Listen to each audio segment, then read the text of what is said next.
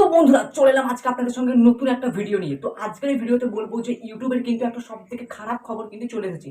স্ক্রিনে তোমরা একটা আমার চ্যানেল দেখতে পাচ্ছ, যে চ্যানেলে 1000 সাবস্ক্রাইবার, 4,000 ঘন্টা ওয়াচ টাইম পূরণ হয়ে গেছে। কিন্তু তার সত্ত্বেও আমি যখন মনিটাইজেশনের জন্য আমার চ্যানেলকে এপ্লাই করি, তখন কিন্তু প্রথমে রিজেক্ট হয়ে যায়। তারপরে তোমরা জানো যে আবার রিঅ্যাপ্লাই করতে হয়। তো আমি কিন্তু সব আবার ঠিকঠাক করে কিন্তু আবার রিঅ্যাপ্লাই করলাম আমার চ্যানেলটাকে মনিটাইজেশনের জন্য।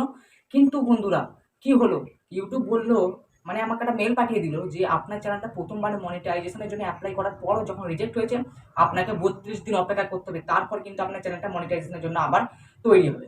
তো বন্ধুরা এটা কি জন্য করছে ইউটিউব? আর তো মনে হচ্ছে কোনো চ্যানেলই গ্রো হবে না, বা কোনো চ্যানেলই আবার মনিটাইজেশন হবে বলে মনে হচ্ছে না। ইউটিউব যেভাবে তার নিয়ম বদলাচ্ছে, তার নিয়ম নীতি বদলাচ্ছে।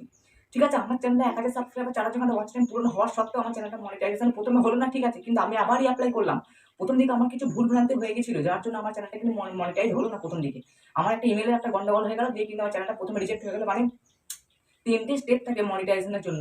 প্রথম স্টেপটা কমপ্লিট হলো, দ্বিতীয় স্টেপটা যখন আমি কমপ্লিট করতে যাচ্ছিলাম একটা গোলমাল চলে এলো, দিয়ে কিন্তু আমার চ্যানেলটা পুরোপুরি বাতিল হয়ে গেল মনিটাইজেশনের জন্য। ঠিক আছে, তো মনিটাইজ হওয়ার জন্য আবার কিন্তু ইউটিউব আগে সুযোগ দিত যে তুমি যদি প্রথমবারে কিছু গন্ডগোল হয়েছে, তৃতীয়বার তোমরা আবার কিন্তু অ্যাপ্লাই করতে পারবে, দ্বিতীয়বার তোমরা অ্যাপ্লাই করতে পারবে, চতুর্থবার অ্যাপ্লাই করতে পারবে, পরপর কিন্তু তুমি অ্যাপ্লাই করে দিতে পারতে। কিন্তু এখন বলে দিয়েছে যে প্রথমবার যদি তোমার রিজেক্ট হয়ে যায়, প্রথম যদি মনিটাইজেশন যদি যদি তোমার রিজেক্ট হয়ে যায়, তাহলে কিন্তু তোমার আর কিন্তু মনিটাইজ কিন্তু চ্যানেলটা হবে না। কখন হবে? তোমাকে 32 দিন অপেক্ষা করতে হবে। তুমি যেদিন চ্যানেলটা তুমি মনিটাইজেশনের জন্য এপ্লাই করেছো, তার ঠিক 32 দিন পর। কত সময় ভাবতে পারছো? 1 মাসেরও বেশি। কত সময়? এত সময় ধরে তোমার যে ওয়াচ টাইম, সেই ওয়াচ টাইমটা কিন্তু কমে যাবে। তুমি ধরো একটা চ্যানেল মনিটাইজেশন হতে 4,000 ঘন্টা ওয়াচ টাইম লাগে। তো এই 4,000 ঘন্টা ওয়াচ টাইম, ওটা ১ বছর লাগে, কিন্তু লাস্ট ৩৬৫ দিনে 4,000 ঘন্টা ওয়াচ টাইম লাগে।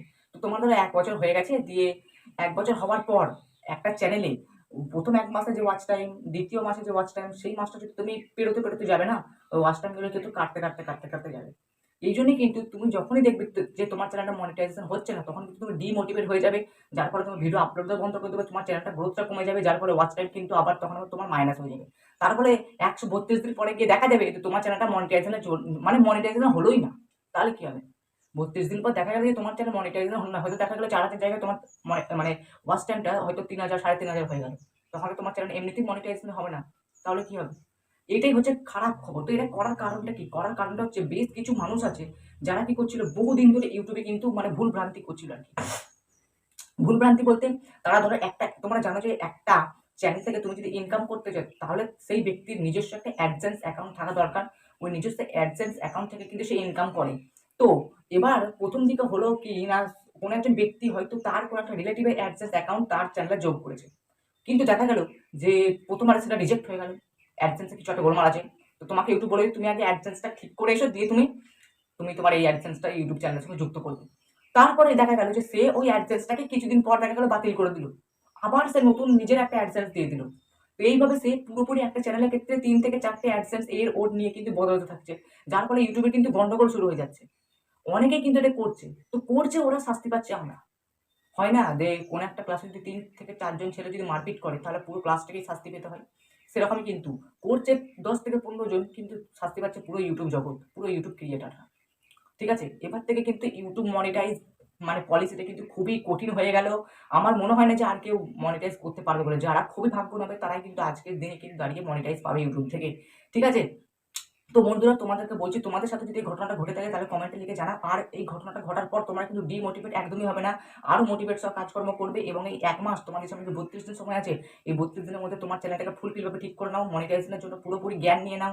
অর্থ ব মানে কিভাবে অর্থ উপার্জন করতে হয়, কিভাবে অ্যাডসেন্স অ্যাকাউন্ট খুলতে হয়, কি করতে হয় না করতে হয়, সব হাবিজাবি কিন্তু এখন থেকে সব ঠিক করে নাও।